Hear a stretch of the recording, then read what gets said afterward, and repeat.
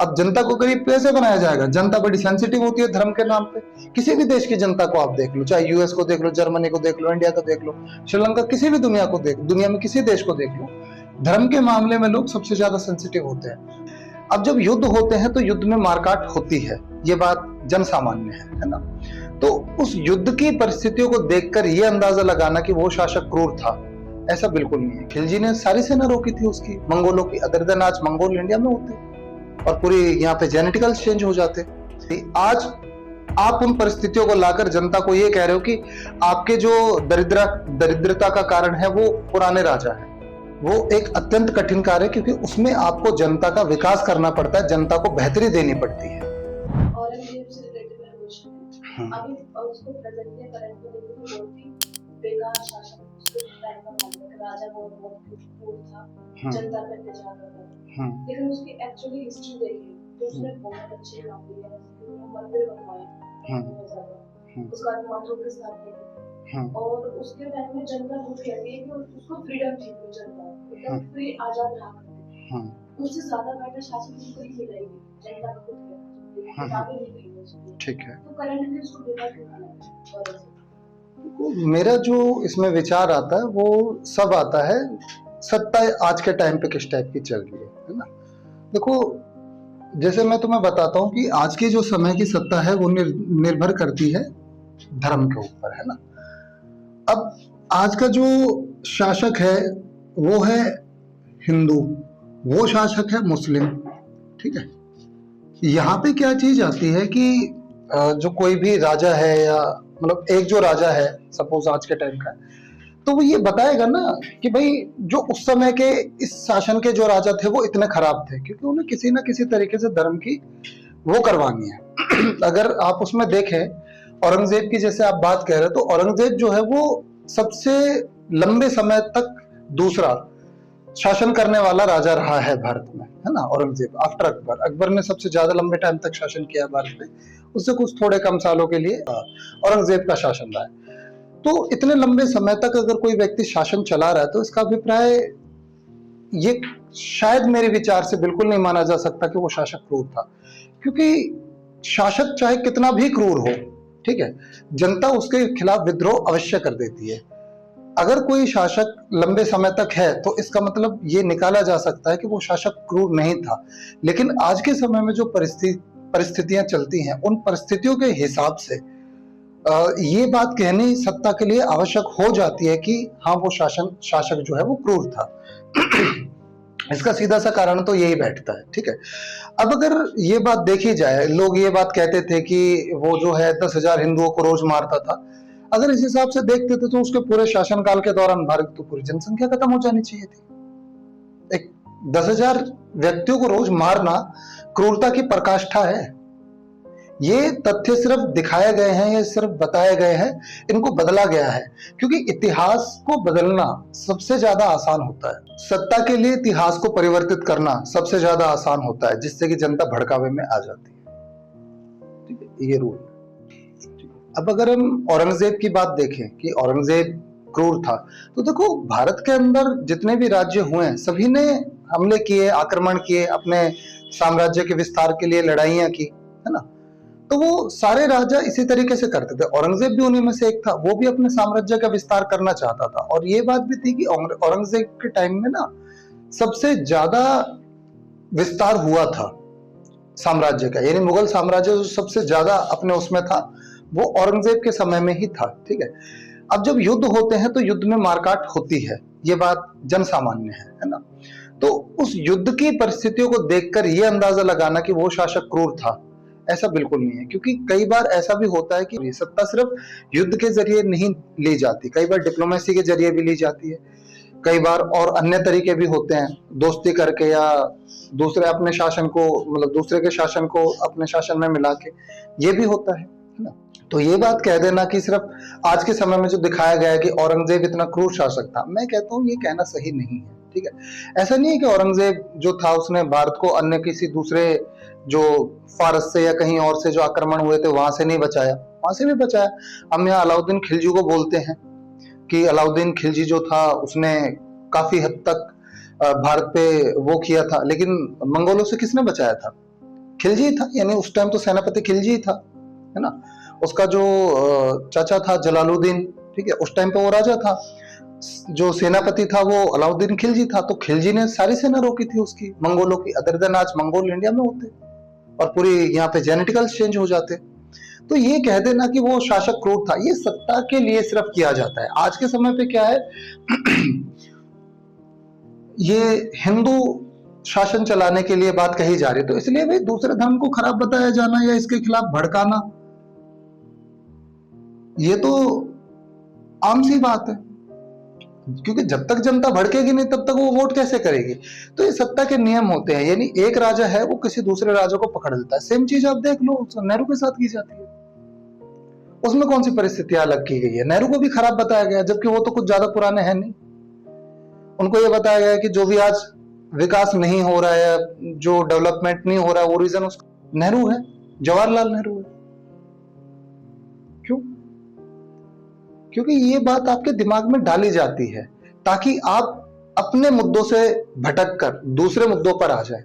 जबकि पुराने टाइम पे शासन क्या था ये बात कोई महत्व नहीं रखता, आज के टाइम पे शासन क्या है ये बात महत्व रखती है। आज के टाइम पे जनता की परिस्थिति क्या है, आज के टाइम पे जनता क्या कर रही है, आज के टाइम पे जनता क्या सोच रही है, आज के टाइम पे जनता को क्या मिलता है, ये बात एक विचारणीय है। ये कह देना कि अगर शासन आज अच्छा नहीं चल रहा है तो उसमें नेहरू की गलती है, औरंगजेब की गलती है, अकबर की गलती है, ऐसा नहीं होता। आज से 500 साल पहले जो परिस्थितियां थी, आज आप उन परिस्थितियों को लाकर जनता को ये कह रहे हो कि आपके जो दरिद्रता का कारण है वो पुराने राजा है। क्या ये संभव है? 1950 से जो नेहरू ने किया, वैसे 47 से भारत आजाद हुआ, भारत का इंटरिम प्राइम मिनिस्टर नेहरू था, है ना। उस समय से लेके 1964 तक नेहरू ने जो किया तो मतलब वो क्या कुछ था ही नहीं उसमें। नेहरू ने बहुत कुछ किया उस टाइम पे देश के लिए। इंटरनेशनल लेवल पर अगर कोई भारत को लेके गया है रिसोर्सेज ना होते हुए भी, तो वो नेहरू ही था। हालांकि मैं ये बात मानता हूं आफ्टर नेहरूज डेथ हमारी जो वो है सत्ता, उसमें उतनी वो नहीं रही, दूरदृष्टिता नहीं रही, ये बात मैं मानता हूं। हम धीरे धीरे कमजोर होते गए। जब तक नेहरू था भारत इंटरनेशनल लेवल पर बहुत ज्यादा एक रिकॉग्नाइज्ड कंट्री थी, क्योंकि जितने भी जो अंग्रेजों के चंगुल से छूटे हुए देश थे वो सभी भारत के साथ ही शामिल हुए थे। तो अगर ये बात करी जाती, मतलब टेक्नोलॉजी होती या टेक्नोलॉजी के साथ कुछ और आर्थिक साधन अगर देश के पास होते, तो मैं समझता हूँ आज भारत और जो ब्रिटेन के से चंगुल से निकले हुए देश थे वो काफी हद तक आज बहुत डेवलप होते। लेकिन परिस्थिति उसके विपरीत रही, क्योंकि भारत या उन अन्य देशों के पास कोई भी संसाधन थे नहीं। तो आज के समय में ये कह देना कि नेहरू की सारी गलती है, तो मैं इस बात को नहीं मानता। ये तो अपनी गलतियों को छुपाने का एक जरिया होता है। जैसे कि आप ये कह लीजिए आपने कोई गलती करी, मेरी गलती उस इंसान की वजह से हुई है, ये तो वो वाली बात हो जाती है कि आप जो काम कर रहे हो अगर आप अपने उसमें डेवलप नहीं हो पा रहे हो, आप अपने काम को बेहतर नहीं दे पा रहे हो, तो इसमें किसी दूसरे व्यक्ति की गलती है, ये कहना कहां तक, और वो भी जो आज से 70-80 साल पहले था, ये कहना कहां तक जायज है। ये तो अपनी कमियों को छुपाने का एक बहुत बढ़िया साधन है। दूसरा जनता को भटकाने का सबसे बढ़िया साधन आ जाता है धर्म। बस ये तरीके हैं। जनता गरीबी में मरे कोई फर्क नहीं, नेताओं पे अमीरी होनी चाहिए, ये तो सारी बात है। अब जनता को गरीब कैसे बनाया जाएगा? जनता बड़ी सेंसिटिव होती है धर्म के नाम पे। किसी भी देश की जनता को आप देख लो, चाहे यूएस को देख लो, जर्मनी को देख लो, इंडिया को देख लो, श्रीलंका, किसी भी दुनिया में किसी देश को देख लो, धर्म के मामले में लोग सबसे ज्यादा सेंसिटिव होते हैं। तो ये बात यहाँ की सरकार ने पकड़ी है, धर्म के नाम पे लड़वा रहे हैं, वो अपना शासन चला रहे, जनता गरीब है और शासक अपने मजे कर रहे हैं, ये परिस्थिति है। तो ये कहना कि औरंगजेब की वजह से या औरंगजेब क्रूर था, ये सिर्फ एक बेकार का मुद्दा लाने का एक कारण है। अब औरंगजेब ने क्या किया कौन जाने, हु नोस।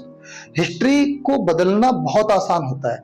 अगर आप कभी हिस्ट्री के प्रोफेसर्स को देखेंगे तो कोई भी शायद हिस्ट्री का प्रोफेसर एक मत हो अपने खुद के विचारों को लेके, क्योंकि उसने कुछ और सुना होगा, उसने कुछ और सुना होगा। हिस्ट्री क्या है, तथ्यों के हिसाब से चलती है ना। हिस्ट्री पे तथ्य आते हैं और तथ्य, एक व्यक्ति ने कुछ सुना, दूसरे व्यक्ति ने कुछ सुना, तथ्य बदल गए, है ना, ये होता है। अब हमें ये बोला जाता है कि जो एक अभी मूवी आई थी रिसेंटली, उसमें क्रूरता के साथ उसको मारा गया था। Who knows? Who knows? लेकिन टीवी पे ये बात दिखा देना कि उसको क्रूरता के साथ मारा गया, ये बहुत आसान है। मैंने एक डॉक्यूमेंट्री देखी थी किस जगह, तो उसमें जैसे हम सुनते हैं कि अकबर की शादी किससे हुई थी? जोधा से, हम सभी जानते हैं ना। लेकिन जितने भी इतिहासकार है वो कहते हैं कि जोधा से तो कभी उसकी शादी हुई नहीं। तो तथ्य को बदल देना बड़ा आसान होता है, और झूठ फैलाकर शासन चलाना उससे ज्यादा आसान होता है। सच के साथ शासन को चलाया जाना बहुत मुश्किल कार्य होता है, ध्यान रखना। और अगर आप सच के साथ शासन चलाएंगे तो मैं जहां तक समझ पाता हूं वो एक अत्यंत कठिन कार्य है, क्योंकि उसमें आपको जनता का विकास करना पड़ता है, जनता को बेहतरी देनी पड़ती है ना। लेकिन झूठ के मामले में क्या है, आप कोई काम नहीं कर रहे हो, आप दूसरे मुद्दे ला दो।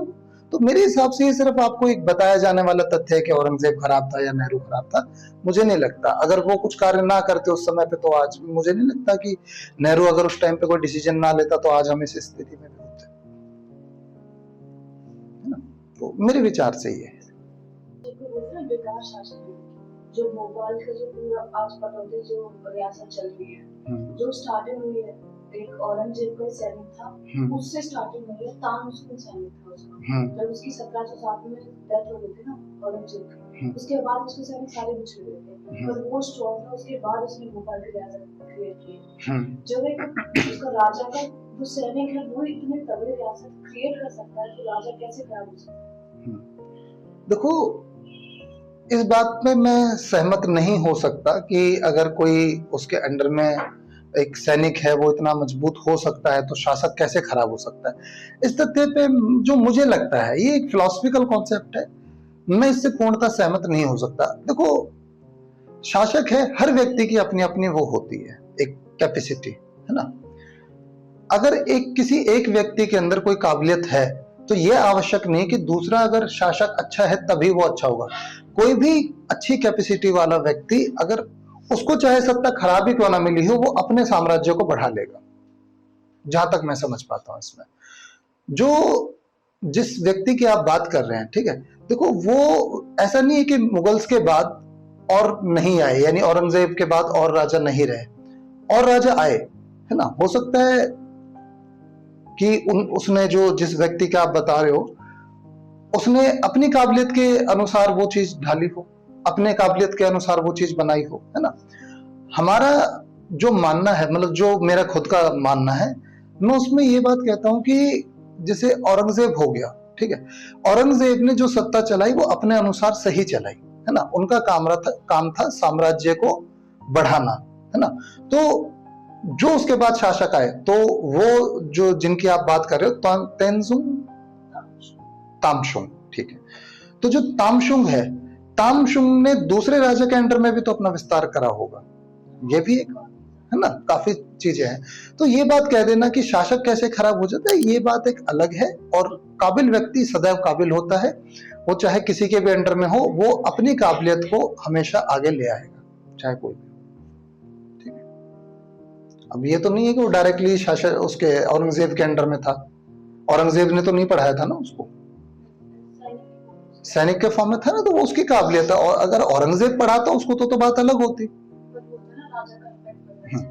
हाँ, राजा का इम्पैक्ट पड़ता है। औरंगजेब का क्या काम था, वो औरंगजेब के अंडर में था, उसने उसको फुल फ्लेज पावर दी होगी कि भाई आप अपना मतलब विस्तार करें, आप अपना शासन वहां चलाएं, राज हमारा होगा, हमारे अंडर में राज होगा, ये भी तो बात हो सकती है। तो दूसरे राजा भी तो थे, उसके बाद भी तो आए थे, ऐसा थोड़ी कि औरंगजेब के बाद मुगल शासन खत्म हो गया था। तो काबिलियत होती है, उस पर कोई वो नहीं।